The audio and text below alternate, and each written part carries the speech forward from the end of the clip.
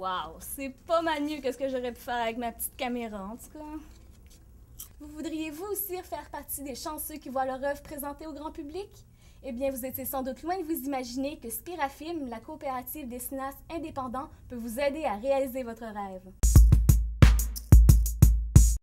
Donc, en quoi consiste la coopérative des cinéastes indépendants et un peu le cheminement pour en arriver, dans le fond, au résultat qu'on a aujourd'hui? C'est vraiment venu d'un besoin parce que faire des films, ça coûte très cher. C'est beaucoup de troubles, ça prend beaucoup de monde.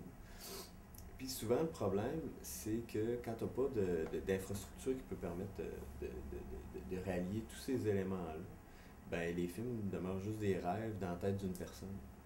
Tandis que là, Spirafilm offre en fait que ce soit location d'équipement, que ce soit support technique, support pour faciliter la production, que ce soit des salles de rencontre, que ce soit des salles de montage, justement, du matériel ou du personnel compétent qui peuvent fournir. Puis en même temps, Spirafilm a une banque de noms de techniciens, de réalisateurs, d'assistants réalisateurs qui peuvent, ou de directeurs photo qui peuvent aider à consolider un projet, en fait. Le mandat de Spirafilm est fondamentalement artistique. Fait que si on parle de cinéma à tendance artistique, en fait, t'as pas le choix de te diriger dans un credo qui est peut-être plus film d'auteur, d'un film qui est pas fait selon les contraintes de code d'écoute ou de rentabilisation à tout prix. Et à ce moment-là, quand on parle de films d'auteur, ben c'est là qu'on tombe plus dans une plage de films indépendants. Donc, vous parlez aussi, dans le fond, de matériel qui est à la disponibilité des gens. Est-ce que vous nous parlez un petit peu de ce que les gens, en fond, peuvent emprunter ici, se servir, des choses comme ça? En fait, il y a comme 3 niveaux de matériel, si on veut, à peu près. En fait, il y a toutes les ressources qu'on retrouve dans le bureau qui peuvent servir, que ce soit les books UDA pour trouver les comédiens, que ce soit toutes sortes de feuilles, d'exemplaires de feuilles de service, tous ces trucs-là. La portion la plus importante, c'est surtout le matériel de tournage.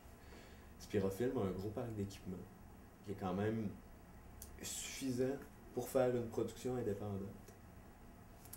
Que ce soit au niveau des caméras, on a du Super 16, on a du HD, on a du DV, et que ce soit au niveau des lampes, au niveau des dolly, des grues, tout ce truc-là.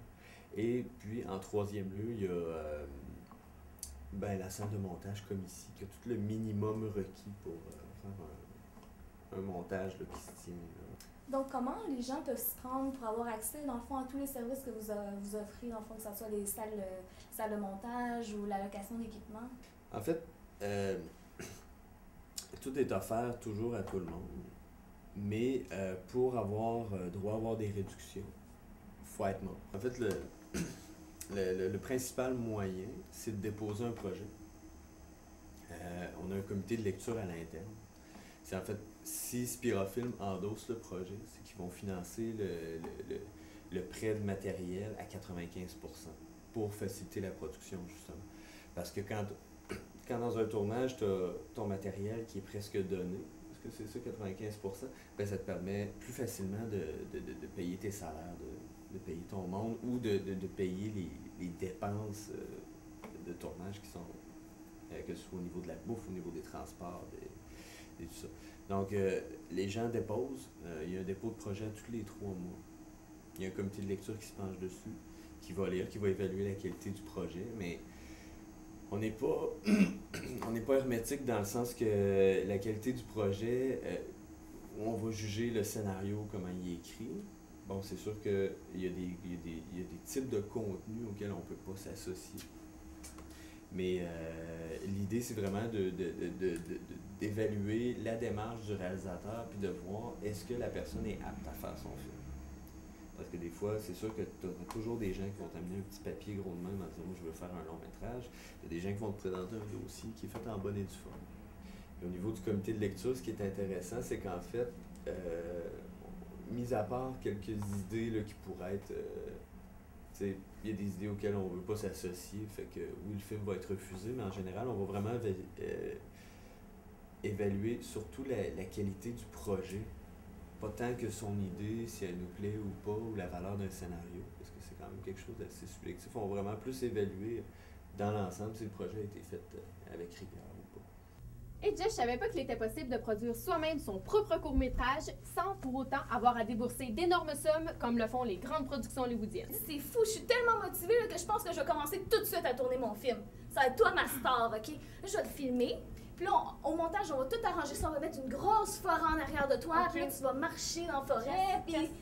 Je suis pas sûre.